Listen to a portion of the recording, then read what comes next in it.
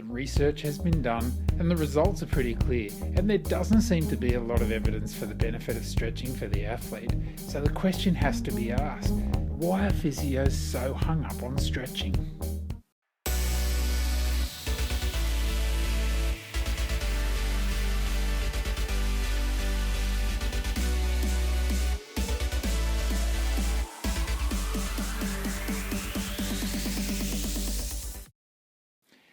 G'day guys and girls, it's Anthony from Grandstand Sports Clinic here, and today we're going to be delving into the topic of stretching for the injured athlete.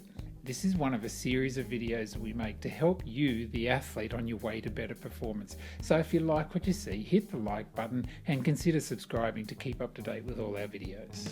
So why are we even bothering talking about stretching, particularly when we know as physios there's very little evidence to suggest that a stretching program will make any difference at all to the likelihood of you suffering an injury during training? And why do physios continue to give you a new stretch for every new niggle that you present with? It's the same cycle over and over again. Get a new injury, get to your physio and get given a new stretch to try.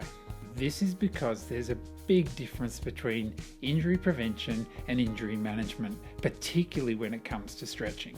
So let's take a step back and appreciate why you're seeing a physiotherapist in the first place. Usually it's because you've had to modify your training as a result of an injury or some sort of soreness, and you're keen to get back to training as soon as possible. In real basic terms, the injury you've sustained is because of your body's inability to deal with the load that you've thrown at it. As a result of this overload, you've felt something go wrong and you can't continue training the way you want to. Now, you want to get back to training as quickly as you possibly can, but your body's telling you that it's just not handling what you're throwing at it. And the result is your body's not feeling the way it should going into your next training session. It may just be the awareness of tightness where you haven't felt tightness before, or it may have progressed all the way to where you've felt a muscle go ping. Either way, it's your body's way of telling you that it's not handling the stress. So, when you present to the physio clinic, we know your body's not working the way that it should be, and your aim is to get the body back feeling good as quickly as you possibly can. So your body's not handling the stress that you're throwing at it, and the way I see it, you've got two options. You can either reduce the stress by decreasing your training volume and training load, or you can increase your body's ability to deal with this training load, even if it's in the short term. Now, as you know, I'm no advocate for rest, and our aim is always to try to keep the athlete training as much as they want to for their particular discipline. So we're left with the answer of trying to make a change to the body to allow you to tolerate the load better. So let's take the example of a tight hamstring that you feel when you're running. Now your options are rest until the tightness disappears, or start stretching to try to get rid of the sensation of tightness. And it's really important that we look at the sensation of tightness rather than the muscle length itself. Stretching is more than just changing the muscle length. It's changing the way that the muscle communicates with the brain. And sometimes if the brain thinks the muscle is under stress, it'll tighten the muscle up to try and protect it. It's about manipulating not only the muscle length, but the joint mobility and the information that the muscle is sending to the brain to allow you to perform at your optimum. Let's not forget, however, that in order to make your body more resilient to the training loads that you want to throw at it, the answer is not going to be in stretching alone.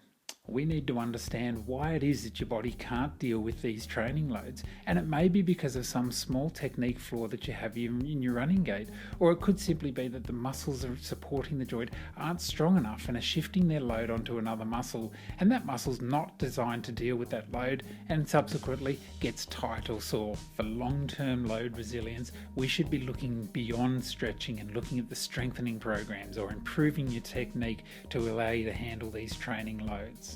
But strengthening gains and technique changes take time, and that's time where you should be training. So perhaps doing a stretch to allow you to deal with the loads in the short term isn't such a bad idea anymore. Stretching programs can offer short-term changes to the musculoskeletal system, which allows you to return to training sooner than you would otherwise. And importantly, allow you to return to training whilst you're waiting for the strength gains or the technique improvements to occur over the natural course of time. So that's what stretching offers you. It's the low-hanging fruit. It's a really simple way to change your load resilience in the short term whilst you're waiting for the longer term gains to have effect. It's like changing your shoes when you develop a blister. It doesn't fix the blister, but it stops you from annoying the blister further. Stretching doesn't change the system, but it may modify the system enough so that you can keep training. So why are physios so hung up on stretching? Well, because it's such a simple and easy way for you to be able to modify your system to allow you to continue training in the short term. Again, it's not going to solve your problem, but if it allows you to keep training whilst you are doing the other work to solve the problem, well, it's a win-win. Just make sure that the only solution to your problem isn't stretching. Look deeper, find the technique flaws, find your strength deficits and work on those so we don't have to revisit this problem in the future. So, in summary, why do we bother stretching? Well, because it's something which is going to allow you to get back to the training that you love sooner. It's not a cure-all and it's not a long-term solution, but it's a valuable addition to your program to get you back to the training you need to do to perform at the level that you want.